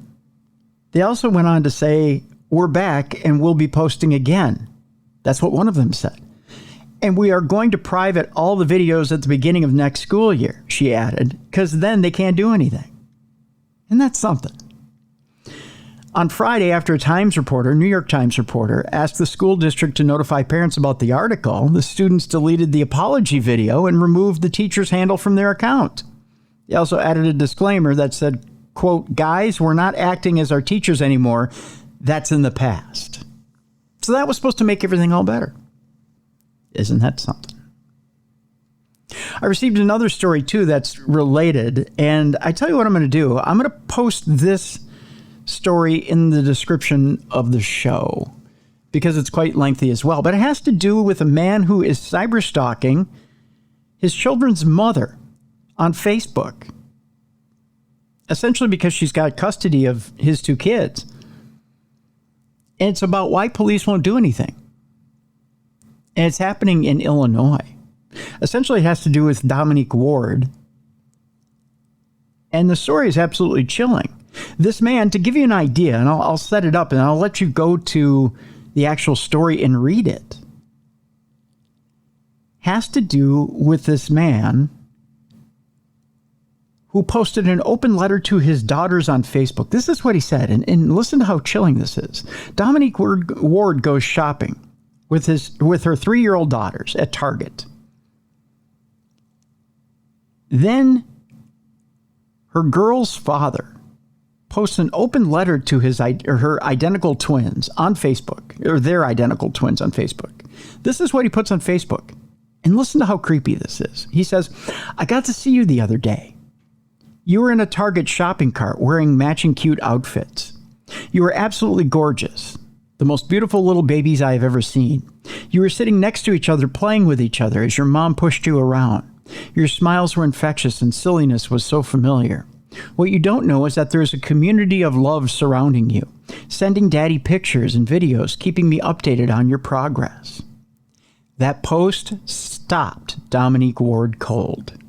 Reason being, she had been locked in a custody and child support battle for years with her ex-partner, who's a computer whiz with a sizable social media following and a well-documented disregard for court orders.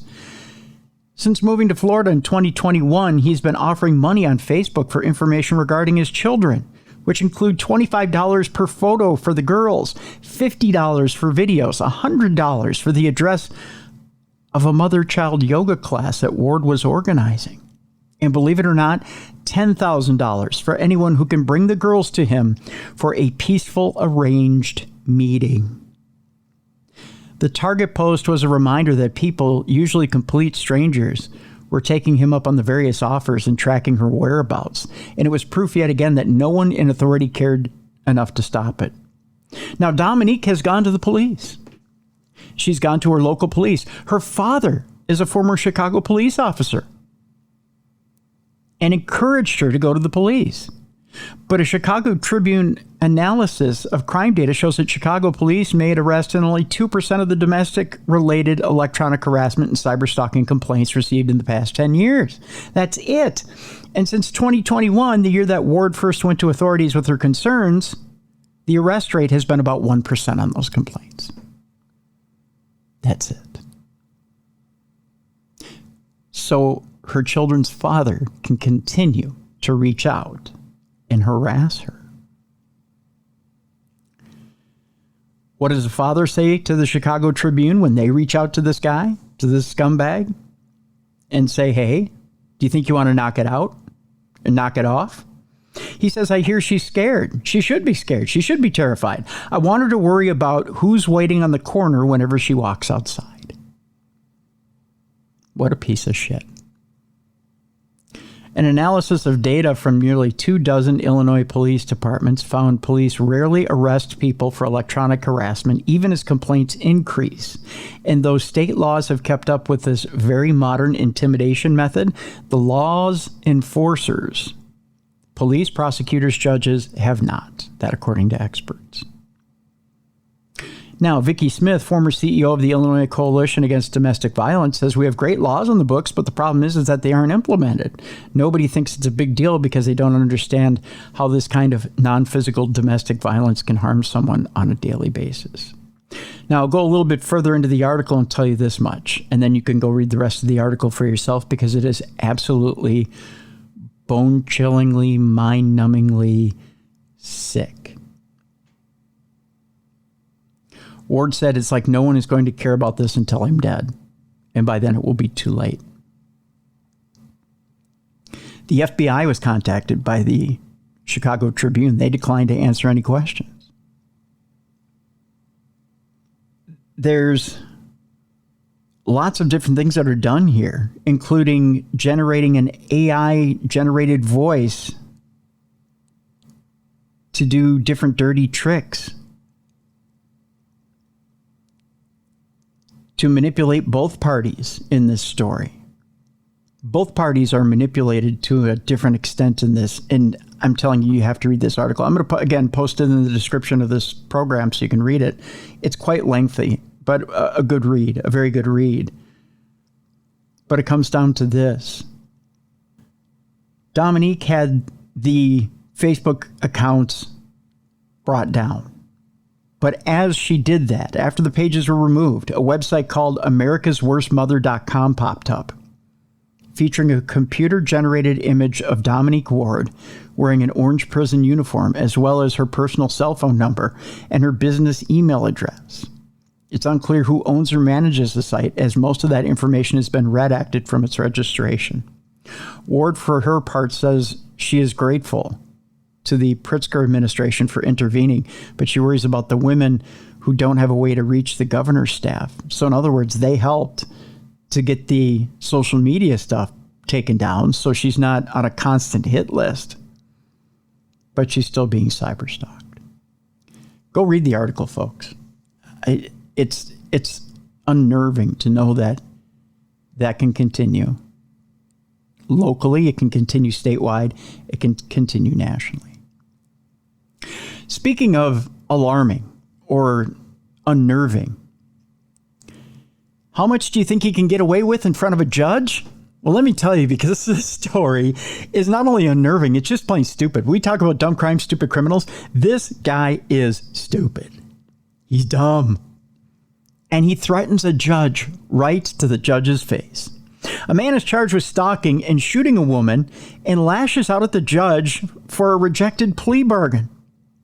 A man angry that Lake Superior Court Judge Gina Jones rejected his plea deal for stalking and shooting a woman in the head lashed out at the judge and the courtroom bailiff in a profanity-laced tirade last Tuesday afternoon in a Crown Point courtroom. For his actions, 26-year-old Devontae Harris was charged with 3 counts of intimidation, a level 5 felony, and the judge has filed a motion to move his case to another courtroom. Around 3 p.m. on Tuesday, Harris had a scheduled hearing on whether Jones would accept Harris's plea deal in an attempted murder case, according to the probable cause affidavit.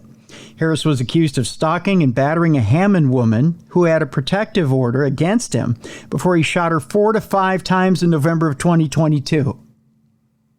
I know. Can you believe there's still a plea deal on the table? When Jones announced that she was rejecting the plea, thank you, Judge Jones, she said, "I'm going to allow you to have your little anger moment and temper tantrum right now." As a judge would want to do, right? Get it out of your system.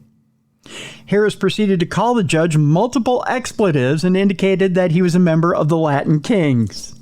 This is the point where, as a lawyer, you probably tell your client to shut up, right? Here's what Devontae Harris had to say. Harris said, and again, we're not safe for work territory yet, but Harris had to say, "Expletive, you think you know about stuff. I done killed people," Harris said, according to the court transcript. "I got bodies under my belt. Expletive, go solve them." Okay, at this point, you're playing with fire. The tirade continued with Harris asking the judge to give him life in prison. Oh boy, are you stupid. Jones replied, "Harris keeps going, and so now I'm assuming he has no idea of his inability to be quiet and his disrespect to the court. And this officer," and then Harris told the bailiff, "I'm ready to throw a chair at this judge," and the bailiff intervened with, "No, you're not going to do that."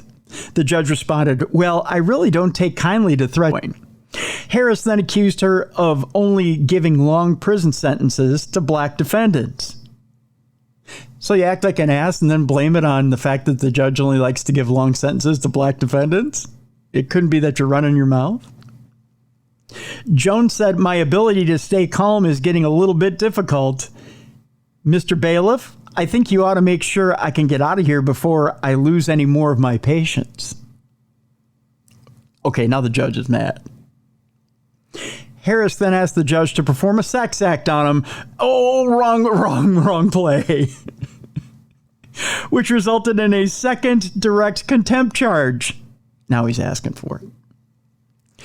As a result of the contempt violations, Jones added 210 days to Harris's jail term. which was lenient. Harris's attorney, John Cantrell, apologized for his client's action. Too much, too little, too late, as I believe the song's title. He indicated Harris had complained about jail accommodations, asking to be transferred to a mental hospital because they would have his medication. I think you could probably get it from the sick ward. I'm sure they'll order it. Jones didn't return a call for comment on Friday, but Cantrell said Jones rejected a plea deal of 4 years in prison and 2 on probation as too lenient. She initially gave Harris 180 days for attempting to contact the victim. He said a second contempt charge, however, was dismissed. Harris then attempted to contact the victim a third time, because he's stupid, allegedly using one of the phones former Lake County Corrections Officer John Hoke smuggled into the jail. Again, another stupid move. Cantrell said, though those phones are currently in FBI custody for examination. So Jones tacked on 1/3 contempt charge. In all, Harris received an extra 390 days or 13 months. Good for you, Judge Jones. The judge gave him the maximum amount she could without having to take him to trial, Cantrell said, and now he has all these new charges. Aw, really? Cantrell said he expects Harris will be assigned a special prosecutor in the coming weeks. Harris's case has been transferred to Lake Superior Court Judge Samuel Kappas' courtroom with his jury trial scheduled for November 4th. Let's see what kind of fun names he calls Judge Kappas. I'm sure we'll get some more charges in there sooner or later. Well, if you thought that was brutal, boy, do we have brutal for you. A New York City woman fatally bashed a man with a table leg 29 times and fabricated rape, according to prosecutors. A woman is accused of beating to death a man who she had just smoked crack with on a Harlem street, then bashed her victim in the head with a discarded table leg 30 times, then fabricated a rape claim, according to Manhattan prosecutors. After allegedly killing the man around 4:20 a.m. a week ago Tuesday, 39-year-old Sabrina Charles removed the man's pants in an attempt to rob him of his public benefits card and the $200 he had in his pockets. Manhattan Assistant District Attorney Chelsea Calabro said in Manhattan criminal court the victim's pants were found in Charles's handbag, according to police. Charles stayed at the scene and attempted to move her victim's blood-stained body, Calabro said. She also tried to change her appearance by removing her shirt, wearing only a black sports bra, and undoing her hair. Charles and her victim, who cops have yet been able to identify, had just smoked crack together, and Charles had performed a sex act on Hancock Place near West 124th Street before she attacked him. The victim was still on the ground, lighting his crack pipe when Charles came up from behind and hit him in the head with the table leg, according to prosecutors. The defendant hit the victim again approximately 29 more times, Calabro said. Medics took the victim to Mount Sinai Morningside, but he could not be saved. He is believed to be in his 40s. When a witness saw Charles standing over the victim's body and asked what happened, Charles claimed the man she killed had dragged her down the street and tried to rape her, an allegation disproved by surveillance video that includes audio, according to prosecutors. She encouraged the victim to follow her between 2 parked cars where she consensually engaged in a sex act before killing him. The video also shows Charles demanded the victim give her more money for the crack that they had smoked. She falsely claimed to authorities later that he had not paid her at all, according to prosecutors. When cops had arrived, she tried to duck behind cars and garbage bags in an attempt to run away. She didn't stop trying to get away until officers threatened to tase her, according to prosecutors. She made efforts to evade apprehension and then concocted a false story. So there you go. Charles, who has an extensive criminal history with 14 arrests, was charged with murders and weapons charges for the Tuesday morning killing. Charles's defense attorney declined to speak to reporters after the hearing. So there you go. We move on, where a 35-year-old woman has been arrested for domestic battery with an Apple Watch. You heard me right, with an Apple Watch. A woman is facing a domestic battery charge after striking her boyfriend in the head with a thrown Apple Watch. And you won't believe why it's a domestic battery charge. No, it's not because the battery came out of the Apple Watch. According to court records, a 1 a.m. argument on July 2nd happened about relationship issues and turned violent when 35-year-old Kayleen Tressetter chucked her Apple Watch at a man who had placed her belongings and her clothing in bags. The watch hit the 35-year-old victim in the left ear, causing a small cut, which bled. That, according to an arrest affidavit. Cops also noted that the man's V-neck was stretched and torn by the defendant, who grabbed him by the collar.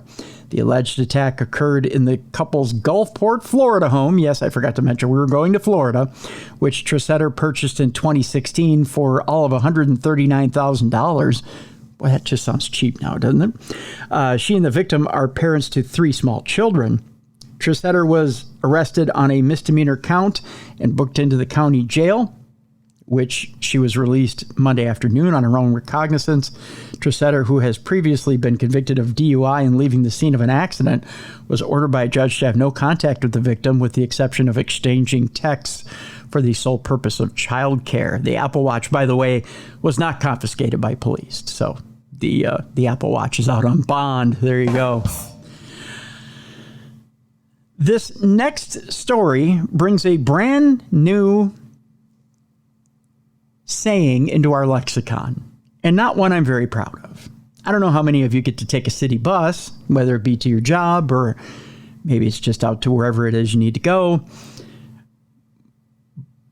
But this is a saying that kind of crossed my lexicon, and I'm almost embarrassed to bring it up because I don't know how to deal with it. I don't know how I like how it rolls off my tongue. That saying is bus stop location rage. Now, in my earlier days, I'd take the city bus. And then the idea is you go to the place where the bus goes, right? I mean, it's not like the bus isn't an Uber. It doesn't show up at your home, pick you up, and take you to where you go.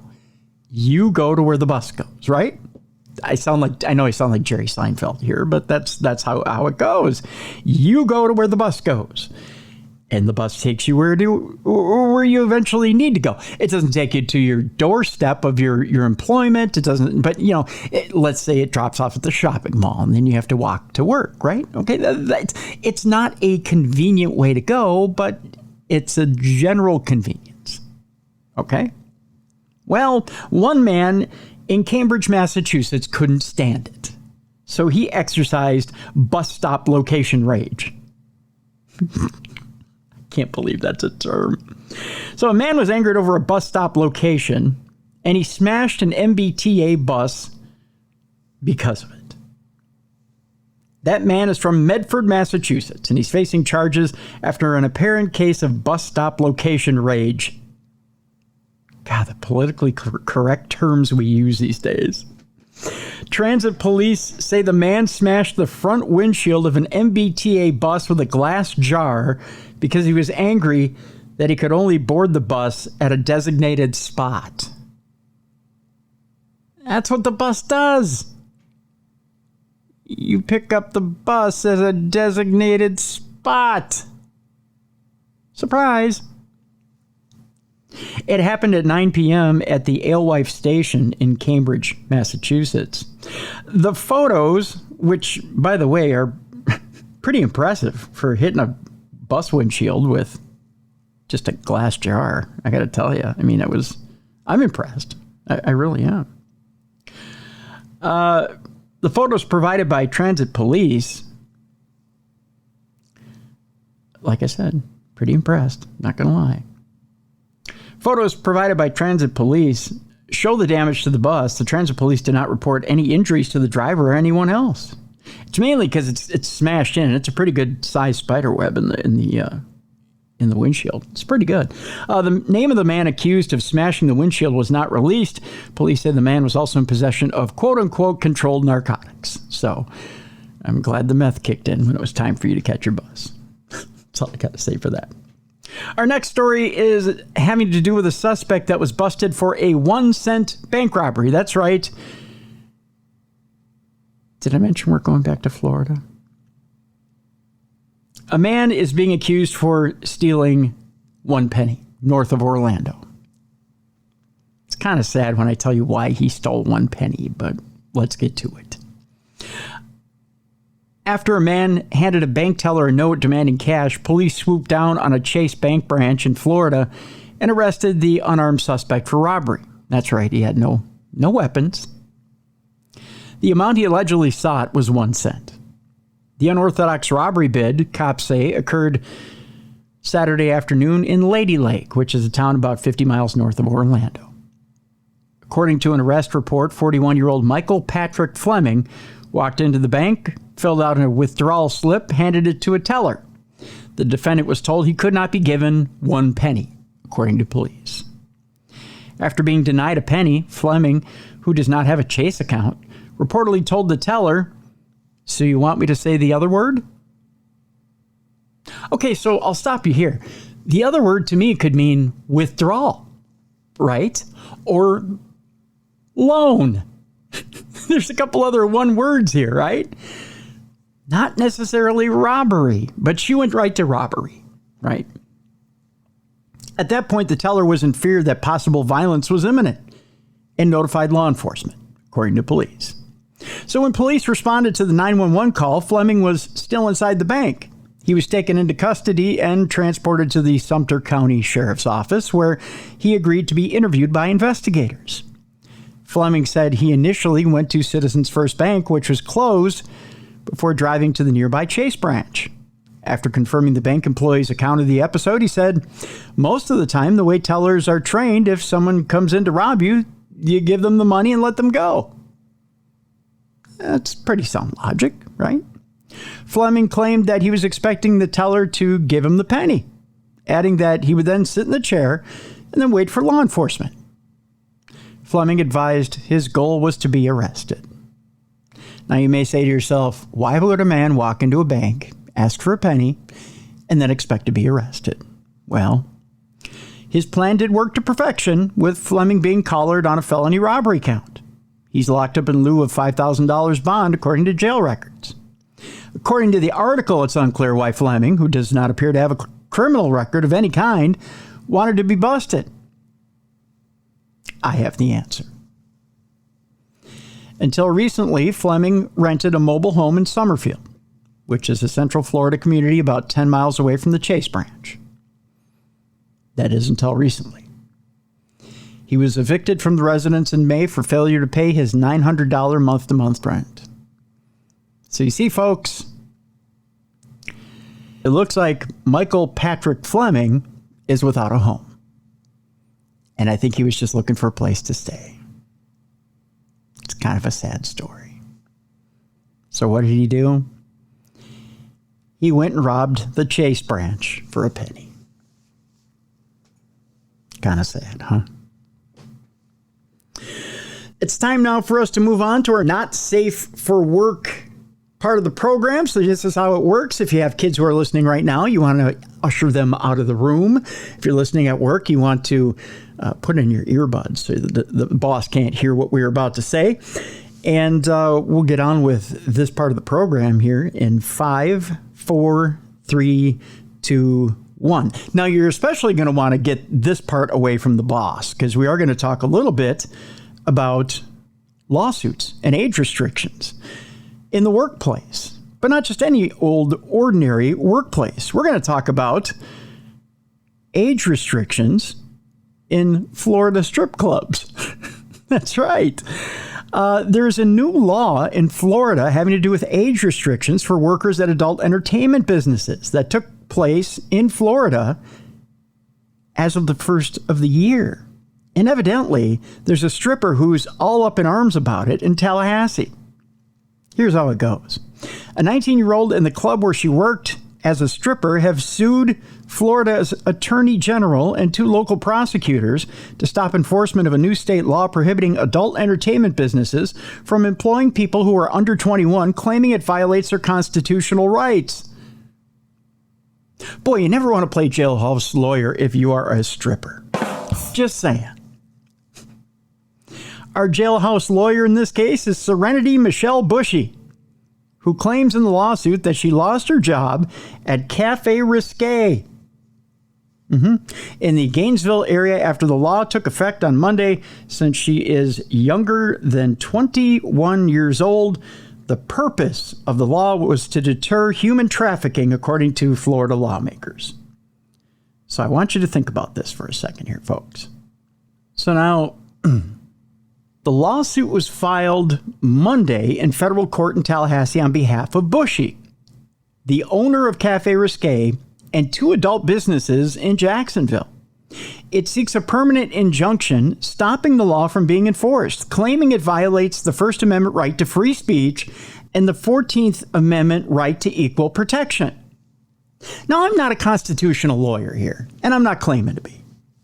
But nude dancing is not quite free speech, and I don't know where the right to equal protection falls in here. I don't know. If you're a lawyer out there, you can correct me at any time. I'm just saying. Besides Bushy, 8 other adult performers who are older than 18 but younger than 21 are unable to work at Cafe Risque because of the new law, according to a lawsuit. As with similar performers around the state, Bushy earned her living through her art, we're using the term loosely, while providing entertainment for the benefit and enjoyment of her audience. We can agree with the second part of that statement, according to the lawsuit. Plaintiffs have a clear legal right to engage in the protected speech of this nature. The only speech going on is, how much would you like to spend on this dance? That's the only speech going on in this particular scenario. The new law also prohibits hiring cooks, DJs, waitresses, and security guards who are older than 18 but younger than 21, or even use workers in that age group from third-party contractors hired to perform tasks like air conditioning repairs or carpentry, according to the lawsuit. Now that's going a little far. Because what do they have to do with trafficking? That doesn't make sense. Kylie Mason, communications director for the Office of the Attorney General, said Tuesday that the office hadn't yet been served with the lawsuit, but will defend the new law. So there you go. That's the first story in our Not Safe for Work part of our program. Second story is a little more spicy, and we're going to Houston, Texas for it. It has to do with a man who, let's just say, didn't finish one commitment before he started another. A Houston woman sees her husband's registry for his wedding to another woman on Facebook. Whoops. She says you can't go around lying and misleading individuals at your self-satisfaction. Poor Jerry Springer. He passed away before he got this story. I'm just saying. Before you go sending wedding announcements or posting pics of the beautiful ceremony on social media, it's probably a good idea to make sure the ink is dry on your divorce papers from any previous marriages. Unfortunately, one Houston man is learning that very important lesson the hard way. A woman who only wanted to be identified as Tammy told Houston's ABC 13 that she learned her husband, Marcus Andra Shorten, was marrying another woman after seeing a post for a wedding registry on Facebook in December of 2023. Tammy says the post was especially shocking because she and Marcus are still married. Double whoops. Tammy, who is Shorten's third wife, says the two got married in 2012 but separated in 2019, although she brought up the idea of divorce to him more than once, and he refused, saying he didn't want his family to think of him as a failure. So he wanted to be double successful by marrying twice the amount of women. See how that works? I mean, it's the new math, kids. They teach it. You know, you got to go back to school to learn it, but they teach it. ABC 13 found a marriage license for Shorten and his fourth bride, but were unable to find any documentation of a divorce from Tammy, although he is still a free man as of this writing. I mean, just not as free as you think he is. Shorten has been charged with bigamy because if it's bigamy, it's big you, a third-degree felony according to Texas law, which could come with up to 10 years in prison. But the 53-year-old Shorten is doubling down. When asked by ABC 13 to confirm the news of the charges, he said he didn't know anything about them and denies being married to anyone. So no third wife, no fourth wife. As far as you know, he's not married to anybody. These are not the droids you're looking for, and he'll just be over here. Tammy says Shorten's actions were wrong, ruining not only her life, but also his new wife's in the process. She added that she got the police involved because she believed he needed to be held accountable. She says, you can't go around lying and misleading individuals at your self-satisfaction. She said, I told him, before you let the whole world know what you're doing, make sure your business is right. And I think his business isn't quite right yet. But he had to let somebody know, right? I mean, someone's got to come to the wedding. Just saying, you know. And our final story today on Dumb Crimes, Stupid Criminals. Oh, I'm sorry, second to last. There's 2 stories left on Dumb Crimes, Stupid Criminals. Goes like this. This story has to do with a flight that was diverted after a man exposed himself and urinated in the aisle of an aircraft. It's a good old-fashioned pee-pee plane story, as we like to call it. An American Airlines flight made an emergency landing after an Oregon man reportedly exposed himself and urinated in the plane's aisle. That, according to New York authorities. The 25-year-old was arrested and charged with indecent exposure in connection with the July 3rd incident in midair. What better place to pee-pee on the floor, right? That, according to the U.S. Attorney's Office for the Western District of New York. American Airlines said Flight 3921, operated by Envoy Air, was traveling from Chicago to Manchester, New Hampshire, when it made an emergency landing at Buffalo Niagara International Airport due to a disruptive customer. They obviously weren't letting him off the plane so he could pee. We're just saying.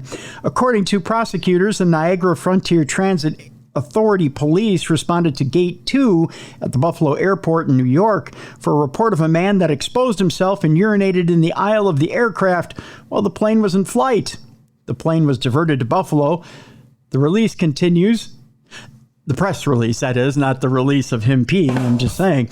And when the flight landed, an officer boarded the airplane and spoke to a flight attendant who said the man exposed himself and urinated on the flight. When asked why, he said, well, it's all that water in Niagara Falls, sir. No, I'm just kidding. The passenger, prosecutors said, was taken into custody and escorted off the plane, of course. After being arrested that same day, the man made his first appearance in court and was released on his own recognizance. Evidently without his you-know-what in his hand, I'm just saying. USA Today has reached out to American Airlines. They said, keep it in your pants. Just kidding. Prosecutors said the man faces a maximum sentence of 6 months in jail and a $5,000 fine. That's a lot of money for not walking back to the lavatory. You know, I mean, it probably would have been easy. Just easier to do so. And finally, this is the final story today on Dumb Crimes, Stupid Criminals. And it's simply this. Even when you're feeling a little lovey-dovey and you need a little cuddle, no still means no. Right. A woman lands in cuffs over a cuddle kerfuffle. Say that 10 times fast. It turns out a boyfriend is battered after declining some physical intimacy. And really, when you see this lady, she's really quite cute. I don't know why this guy would say no to a little cuddle, maybe a little hugging and loving. Of course, we're going back to Florida. So the 1st of July, when a Florida woman was arrested for domestic battery after attacking her boyfriend because he declined to cuddle with her. Oh, come on, dude. Investigators say the cuddle kerfuffle began Saturday evening when 22-year-old Jillian Eigen argued with her beau regarding the victim's disinterest in defendant engaging in physical intimacy. That's a quote. The dispute reignited Sunday morning in the couple's Seminole residence after Eigen continually tried to cuddle with the victim. When the man rebuffed the cuddling, police say Eigen escalated the dispute into a physical confrontation. Well, if you're not going to hug me, I'm going to punch you. I don't know where the two meet up or why you think that, but I guess, dude, you should just snuggle, because if you don't snuggle, here's what's going to happen. Eigen allegedly grabbed the victim's chest hair, then scratched his face, bit him on the forehead, and broke his phone. You know what they say? Cuddling leads to other more pleasant things. Whereas when you say no, it's grab, scratch, bite, and break your phone. Maybe just cuddle. Cuddle. After being read her rights, Eigen reportedly admitted that she continued to touch the victim multiple times after being repeatedly told to stop. Eigen characterized the touching as cuddling, according to an investigator. Eigen was arrested for domestic battery, a misdemeanor, and booked into the county jail. She was released from custody on her own recognizance by a judge who ordered to, again, have no contact with the victim, especially grabbing his chest hair, biting him, and breaking his phone. That's a no-no. Just saying. That'll do it for Dumb Crime, Stupid Criminals for today. I want to thank Professor James Polchin for being on the program, Shadow Men. The link for it is in the description of the program. Go get the book. Wonderful book. Read it. Check it out. Check out the links in the description of this program, too, for some of the stories we were talking about on Dumb Crime, Stupid Criminals today. And also, I want to remind you, I'm going to put the links for Jessica's 2 books that are on pre-sale. Go check out those 2 books as well. Pre-order those books. And Jessica has 2 new events that she has announced over the weekend at the Palmer House. We're going to put up the link for her website. Go check out those 2 events as well that are up. Tomorrow on the big program, Supernatural News. Jessica's in for that. I swear to you, no technical difficulties for that. And coming up on Thursday, I'll give you a little bit of a hint as to what we're doing on Thursday. It's simply this. We got us a bona fide TV star on the program. That's right. We're talking paranormal with a TV star. That's all I'll say. We'll give you another clue tomorrow as to who's on the big show on Thursday. I love the teams.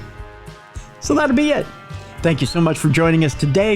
If you have a story for either True Crime Tuesday, for Dumb Crime Stupid Criminals, or for a Parashare, or for Supernatural News, send it to me, tim@darknessradio.com. We love the fact that you send in stories to us or that you have Parashare stories for us.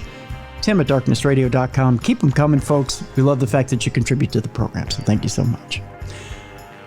For Jessica Freeberg, I'm Tim Dennis. Thank you again for listening to the best in true crime podcasting. This has been True Crime Tuesday.